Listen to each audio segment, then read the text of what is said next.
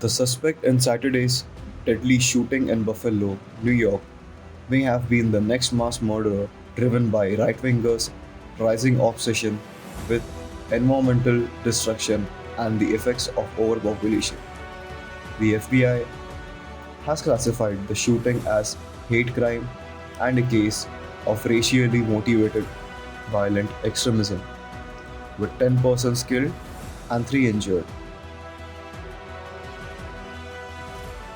The 18-year-old suspect is accused of opening fire in the parking lot of a top supermarket in Buffalo before entering the store and continuing his homicidal spree inside, as well as live streaming the incident online. Authorities believe the killer targeted the supermarket because of the area's large black population, with the suspect's 180-page manifesto, his desire to kill as many as black possible, and his belief in the Great Replacement theory, which holds that white people are at risk of losing their status and traditional culture due to immigrants. However, the manifesto includes environmental arguments that are similar to those advanced by other previous mass murders. In an online document, the Buffalo suspect describes himself as a eco-fascist who blames migration of environmental damage.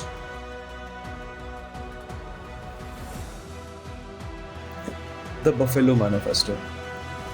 The Buffalo Manifesto claims, for far too long, we have enabled the left to co-opt the environmentalist movement to serve their own goals. The left has monopolized all environmental debates while also presiding over the continuous degradation of the natural environment through mass immigration and unchecked urbanization, while proposing no real solution to either problem. This call to eco-fascism or green racism is similar to that of a white nationalist who murdered 51 people in Christchurch, New Zealand in 2019. In his manifesto, the Christchurch murderer stated, "The invaders are the one overpopulation the earth." In his manifesto, the Christchurch murderer stated, "The invaders are the ones overpopulating the earth. Eliminate the invaders, kill the overpopulation, and save the ecosystem in the process." A gunman killed 23 people in El Paso, Texas, just a few months after the New Zealand incident, leaving behind a message that blamed overpopulation for population. Our way of life can become more viable if we can get rid of people, he wrote. Studies have repeatedly demonstrated that migration does not cause an increase in carbon emission or other population. In fact, native-born Americans consume far more resources than new immigrants, and that voracious consumption, not population per se, is the primary driver of world's current climate and ecological crisis. According to Betsy Hartman, an expert in the environment and migration at Hampshire College, the new shooting illustrates that a dangerously skewed picture of environmentalism is now becoming an increasingly common motivation for right-wing extremists. She describes it as very frightening. Ecofascism has always been a feature of white supremacy, dating back to Hitler, but it appears to be becoming a more accepted aspect of the philosophy among the white supremacist circle. It's no longer an outlier. The ascent of Donald Trump and Republicans' adoption of anti-immigration rhetoric, according to Hartman, is encouraging the spread of so-called ecofascism, as well as increased awareness about the climate disaster, particularly among younger people.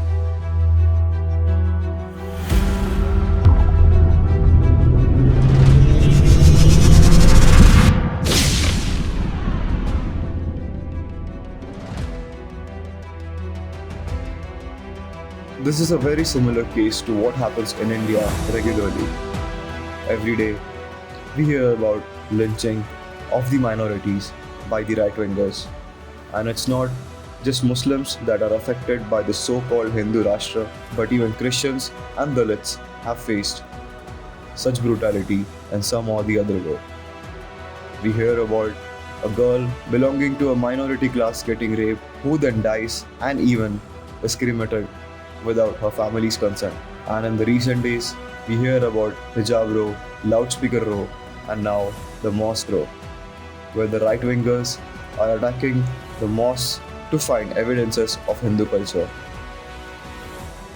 One might think that the Gyanvapi mosque is the only mosque row happening in India, but currently there are several other mosque row happening, one of which is the Krishna Janmabhoomi Mosque, a lawsuit demanding the removal of a mosque in Mathura said to be built on the Krishna Janmabhoomi or the birthplace of Lord Krishna has been allowed by the court in Uttar Pradesh.